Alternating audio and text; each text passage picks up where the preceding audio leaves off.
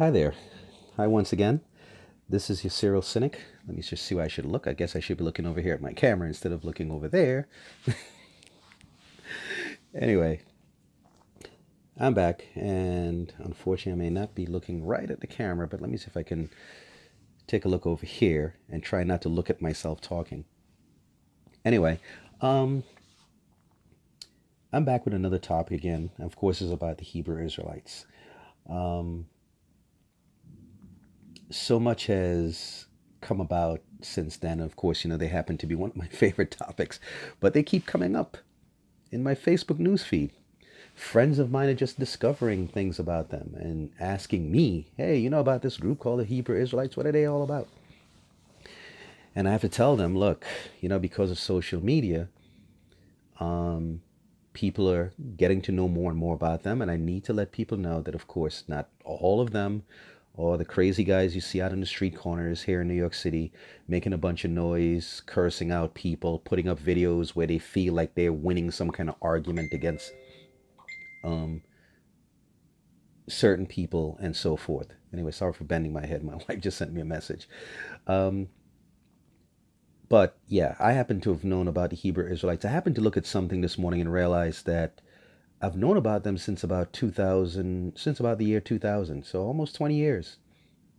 I've known about them. I've been familiar with them. Again, they're different groups. There's some of them that are rather peaceful, mind their business. You're not going to see them on street corners making a bunch of noise and carrying on. They just happen to believe things that I don't believe.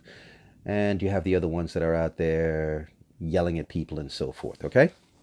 But anyway, one of the topics that came up here recently, they were talking about Deuteronomy chapter 28 and the belief that Deuteronomy chapter 28 has to do with the transatlantic slave trade, which I will emphatically tell you it does not. And I'll give reasons why in a minute. But one of the things that I want to talk about up front is the fact that, just to recap something, one of the things that the Hebrew Israelites like to talk about is that, hey, listen, if you look at Deuteronomy chapter 28, look at it very carefully. No other people on earth has gone through this type of stuff. No other black people on earth have gone through this, have gone through that, and so forth. And somehow they walk around like it's a badge of honor to have that on them to say, hey, see, look at us. We're the ones who've gone through this. I've always said I have no idea why that would be something I want to walk around bragging about. That I'm God's special snowflake because I happen to be one of the cursed people. What sense does that make? Number two, if indeed these are curses that were placed on us by some deity that we're serving, you mean to tell me after 2,000 years, after 400 years, after 2,500 years, he hasn't gotten over it as yet? And he's still cursing us? And so now you put the ball in our court that we've got to do something collectively right or turn things around? I don't buy into that notion at all. I think it's a bunch of nonsense. Anyway, I just want you to just get that off from the very top. But anyway, when it comes to the book of Deuteronomy, or it comes to the Bible, and when I say the Bible, I'm referring to the Old Testament, that is. Those are the books that I'm really talking about. I look at it like you're looking at a television show, a miniseries type of thing, or a movie on television. If I have a movie, or I'm creating a movie, or I'm about to write a movie or a television series, we have writers, or you have writers who come together. I can create a story that is not true. It may seem like it's based on reality because there are things you can relate to it with. But I can write a documentary or story or a movie or whatever, put it out there on television. In my movie, in my TV series, I can make my actors say what I want them to say. I can make my actors do what I want them to do, and I can make them act a certain way. I have creative control over everything that goes on in that movie. Now, you might be, so for example, I can write a story about a young man living in the ghetto somewhere who goes through everything imaginable, but is able to pull himself up by his bootstraps, get his life together, and go on out there and do what he has to do to succeed. Now, I may create this completely from just my mind, but yet you might look on and be able to relate to the story. Doesn't mean it's true. Or I can turn around and say it's based on a true story. But again, I have the creative license to make. I can dream up what I want my actor to look like, what I want my protagonist to look like, my lead actor. I can create different ideas in my head about what I want to say and so forth, how I want the dialogue to go. I have control over it. I'm saying all that to tell you that is basically how the Bible was written, especially the Old Testament, notably, which is what I have in mind. How do we get to this? The Jews, around 586 BC and prior, a few years prior, their kingdom, the kingdom of Judah, was invaded by Nebuchadnezzar and the Babylonians. This is factual in history. Nebuchadnezzar, in that last invasion around 586 BCE, takes the people in and around Jerusalem, the capital city, and drag them off into exile in chains, carry them off to Babylon, which is what we will call Iraq today, along the Euphrates River. They're exiled. They're there. Here they are in exile. 1 minute they're home in their home country doing whatever they're doing, and the next minute they're over in Babylon. What the hell happened? This was going to be the first question. Now you have to understand, back in those days in ancient times, people believed that their gods went out to fight for them. When their kings went to battle, when their kings led the armies out into battle, they believed that not only was their king leading them because they believed that their kings were ordained by the gods, they also believed that their gods went ahead of them and fought their battles. So the reasonable thinking was this: you lose the war, that means your gods are weak. You win the war, that means your gods are victorious and strong. In this case, they found themselves in the losing end, the Jews, that is. So what is going to be the thinking? Our God must be weak. Our God ain't the shit. Our God can't really do anything. Look at what happened. The Babylonians, the mighty Babylonians, and their God, Marduk, defeated our God, Yahweh. But at this point, this is something that came up that was genius. The Jewish holy men came and were like, no. Let's stop right there. Our God is not weak. Our God knew everything that was going on. We're in this position not because he's weak. We're in this position because we didn't do what we're supposed to do. What? What do you mean by that? Let's go back and tell the story. Hence the Old Testament. We're going to sit down and we're going to retell this story. We're going to explain how we arrived at this point in our history. Well, Rabbi Ben Shakalak, how? Well, way back when, our forefathers made a covenant with this God by the name of Yahweh. And in the covenant, it says if we do this, and that, this agreement, this contract, if we do this, and that, he's going to watch out for us. He's going to bless us. He's going to make us the greatest of nations. We're going to be atop everybody else. We're going to be the shit. But if we don't do this, and that, and we do all the wrong things, well, guess what? He's going to come after us. In short, that's why we ended up in this position. And if you read through the Bible, and let me just interrupt right here for a minute. Let me just move back. When it comes to the Bible, as I've mentioned in some of my other videos, and I'm not bragging about this, I read through the Bible 4 times in my life. I was a staunch Christian for a good chunk of my life. And when I say read the Bible, I don't mean like just reading words. I mean, I comprehended what the Bible was talking about. Something I learned with my kids, that just reading words in a paper is not considered reading. Reading is comprehending. That's what people are looking for. So I had concordances, I had Bible dictionaries, I had books in Bible apologetics, I had cross-reference Bibles, I had Hebrew lexicons, all sorts of things to try to make sure I understood what I was reading when it came to the Bible. Now, of course, you could read the Bible academically or looking at it through academic lens where you don't have anything invested in it, and you can understand it from a historical, social standpoint, or you can understand it from a devotional standpoint, which is what a lot of people do. So they don't see it from an academic standpoint, They see it from a devotional standpoint, meaning that they see God in everything that they read in there. So I went through and read the Bible. So I've come across Deuteronomy chapter 28 more than 4 times. I've read it, and at no point in time did I ever think, hey, this is talking about black people. No. Because again, the understanding was, and the correct understanding is, it was written for a people way back when at a specific time in history. The Jewish writers sat down, the Jewish scribes sat down in Babylon and post-exile and went back and retold their story because they were trying to answer a pertinent question at the time. Rabbis, holy men, how did we end up in this position we're in right now, in exile? Our country's lying in ruins. Our women were taken, raped, whatever the case might be. Probably concubines for Nebuchadnezzar and his princes or whatever. How did we end up at this position? So they had to go back and tell the story leading up to how they arrived at that point in their history.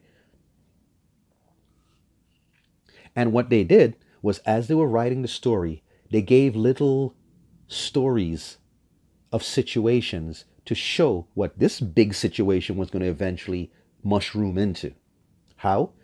If you read through the book of Judges, read through the book of Kings and Chronicles, you read about this roller coaster. The people served the Lord, God blessed them.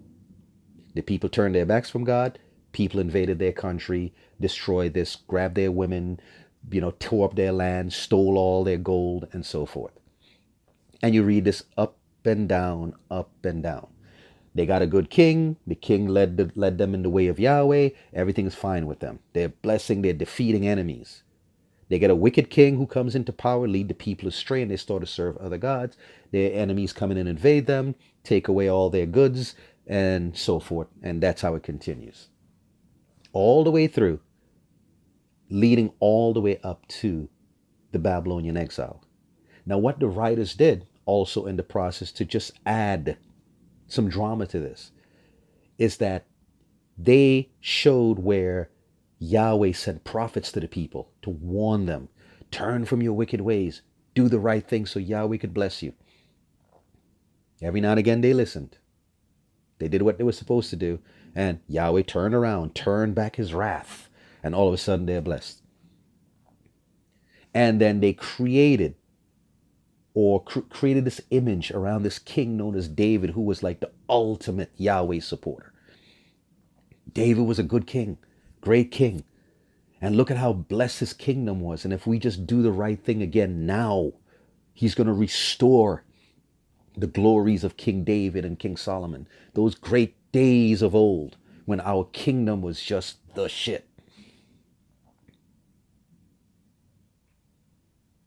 Then when we get to King Josiah, one of the last kings of the kingdom of Judah, had all the right intentions.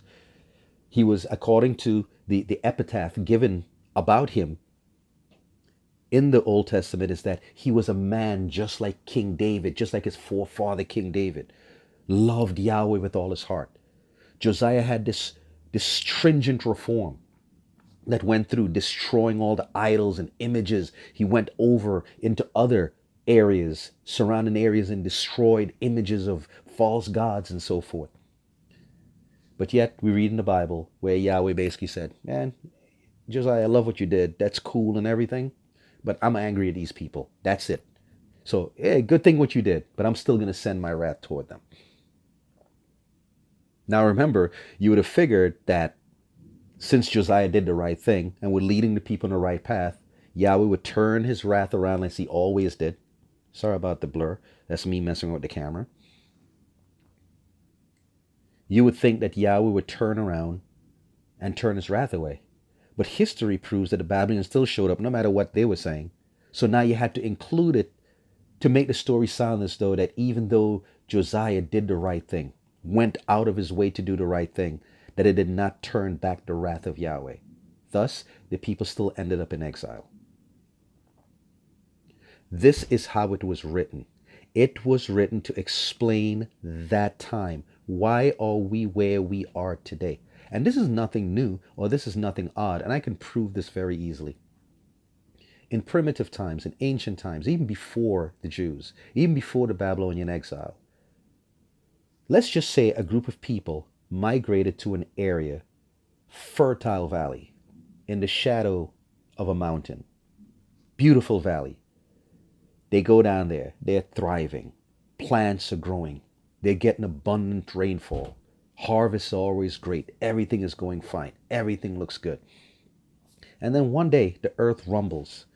All of a sudden, this mountain that's behind us, that's been protecting us, that's been a barrier, that has been the mountain, we're on the other side of the mountain where the rain falls. All of a sudden, it erupts and fire belches out of it and rains down on that community. People start dying. Some escape, but people start dying. Those survivors, without the understanding of seismic technology like we understand today, or how earthquakes can trigger volcanoes, what's the mechanism of a volcano or an earthquake, without that knowledge that we have today, what do you think they were thinking? Oh, we offended something. Hey, maybe when I was out there with my hoe yesterday tilling the land, I may have dug too deep. Maybe I grabbed too much land. Maybe I did this. Maybe I did that. It was always this thing that we start looking within ourselves. What did we do wrong? Where did we go wrong? What in the world did we do that was not right, that caused this to happen to us? If you think I'm off, I can even go even a little more recent in history if you want to talk about the Bible. Look at what happened when Jesus and his disciples were going to, I forgot where they were going. They were walking somewhere and the disciples came up on a blind man. What's the first thing they asked Jesus? Master, who sinned? You know why? Because the belief in that day was that if you were going through certain misfortunes in your life, you were born blind or you were born with some kind of infirmity, you were in that position because of something you did that was not right. You offended God somewhere, or your parents didn't serve the Lord that they were supposed to. That was the thinking. So it's not far-fetched for the Jews during the Babylonian exile to sit down and like, whoa, what in the world did we do wrong? Where did we go wrong? Where did we make a wrong turn? And their holy men came to them and went back in time to retell the history and put it in a way to make it seem as though their current position in the Babylonian exile was predicted years ago by their forefathers. See, look at this chapter, Deuteronomy chapter 28. It says if you do this, this, and that, then this is going to happen to you. And if you didn't do this, then this is what's going to happen to you. So guess what? You didn't do the right things, and that's why you're in the position that you're in right now.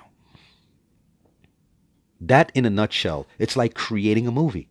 It's like me trying to explain why 9/11 happened. And I want to go back to explain to you and lead up to. And I could give you two ways to do this. I can do a factual documentary that leads up to, that led up to what happened there. Or I can create something more fanciful. I can turn around and say, well, you know what? Our country, the United States, has failed God and we haven't done what we're supposed to do. We've turned our backs on the Lord, and this is why the Lord allowed the enemies to come in and so forth. The latter that I just mentioned is basically what happened with the Jews when it came to the Babylonian exile. So it was not written for us. It was not written for black people. It wasn't written for this time. But are black people, some black people, Hebrew Israelites, using the same exact method or having the same exact mindset like those Jews of 2,500 years ago? Of course they're doing the same thing, because we're looking at us as black people and realizing we're marginalized. We're alienated in some places. We've been at the bottom of a totem pole. And we're trying to figure out why. Why are we down here? Why this? Why that? We're smart like everybody else. You know, we're people just like everybody else. We bleed, but why are we always at the bottom somewhere? And when people cannot figure something out or have no control over something or no knowledge of something, as it is proven, we come up with conspiracy theories. We have to find something to explain what we don't understand. And what a perfect way to do it than to go and look at a book like the Bible and say, just like the Jews back then, hey, that's the reason why we're not serving God. We're not serving the God of the Bible. We're not doing the right things. We're not doing what we're supposed to do. Look here, Deuteronomy chapter 28. What other people have gone through the kind of stuff like I'm reading about in here, but us black people? It's the same exact thing. We're trying to figure out why 400 years of slavery, why police brutality, why are we at the bottom of the totem pole? Why don't we enjoy the successes of other peoples in the world? And this chapter has provided a ready-made excuse and a ready-made answer for us. So we're no different from them. So Deuteronomy chapter 28 has nothing whatsoever to do with us as black people today. It never did, and it never will. Now, you can sit there and you can go ahead and interpret it that way. It doesn't make it right. Just because you come up with the interpretation or take us as black people and try to shove us into someone else's mythology doesn't make it true. Doesn't make it factual. And this is the point that I'm trying to get at and what I've been trying to point out. Now, I know some of you are going to come in there foaming at the mouth and, oh, well, there's a black man that this and he doesn't this and he doesn't believe in his black this and he's sold out and he's a this and he's a Gentile, whatever. No. Here is it. I am a proud black man. I don't deny it. As a matter of fact, I wear it out on my sleeve. I'm not a militant by any chance. See this? Shows where I'm from. I have 2 watches that shows where I'm from. I wear in the summertime, I wear my necklace that shows where I'm from. I'm more than happy to tell people where I'm from. I don't hide it. I don't pretend to hide it. This is who I am. Proud black man from the Caribbean. So what I'm talking about here has nothing to do with me denying my blackness or denying my heritage or whatever. But I can tell you this much. It has nothing to do with Deuteronomy chapter 28. Sure, black people can pick up the Bible and we can look at Deuteronomy chapter 28 and we can see certain things in there we can relate to. I'm not denying that. I'm not even denying the fact that we don't have people in the world today who look like me, maybe even darker than me, who could trace, perhaps, some link back to the ancient land of Israel. I'm not denying that you may not have people who are of Jewish descent, Israelite descent, whatever, who crossed over onto the continent of what we call Africa today and ended up in West Africa, ended up in South Africa, ended up in East Africa. I'm not denying any of that. That is possible.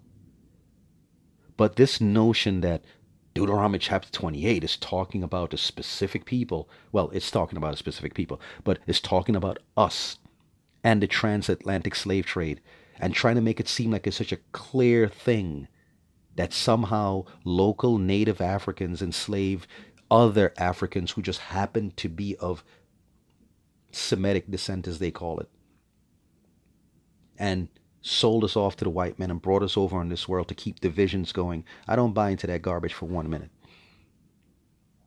Could it have been possible that there were people who went over in those slave ships who may have had traces back to the ancient land of Israel or whatever? Very possible. And here is another thing, which is probably another video, another thing that a lot of times Hebrew Israelites do not explain. While they focus on the fact that Jews escaped the invasion of Titus, crossed over into Africa, and somehow ended up over in West Africa, which is very plausible. That's plausible. They overlook the fact that Jews ended up in West Africa from other areas. There were Jews who ended up in West Africa because they were exiled from Portugal and Spain in 1492. Portugal exiled their Jews who didn't want to convert or who did not convert, exiled them to Sao Tome and Principe, islands right off the coast of West Africa. They exiled them to the Azores Islands, Cape Verde. And some of these Jews made their way over to mainland Africa. There were Jews who came down there well before that time also, from other parts of Southern Europe and Northwestern Africa. So there were Jews there all along. It does not mean that these are not people who descended. It could mean that some of these people that these Hebrew Israelites are thinking about are not Jews who came from way back during the invasion of Titus, but more or less much more modern. 1492, somewhere along that line, or just before that, with the Berbers and the Muslims invading the area. But this whole idea that this group of people and a specific group of people were picked out to be enslaved and sent over onto this side of the world are entirely different from the people who were local there. The actual local Africans is where I find it just becomes convoluted. But anyway, getting back to what I was talking about with Deuteronomy chapter 28, I can emphatically tell you it has nothing to do with us as black people. That book, the contents in that book has nothing to do with us. Now, when I say black people, I'm referring to us and our connection to West Africa. That is dealing with a different group of people at a different point in time, in a different place in the world. Anyway, as I said before, I know some of you are going to come in here upset, angry, telling me I'm a sellout and whatever. But what I would prefer that you do is actually debate the facts, bring your proof, let me hear what you have to say, and I'll be more than happy to address it. I'm one of those people, I respond to people. I don't have your comments there lingering for years before I see it. If you comment, I'm going to go ahead and respond to you if it makes sense and it's worth responding to. Anyway, let me end this video. I got to go get something to eat. This is a Serial Cynic. Let me upload this video. The other one I made earlier, I made a big mistake with that one, okay? Anyway, you guys take care. Until the next time.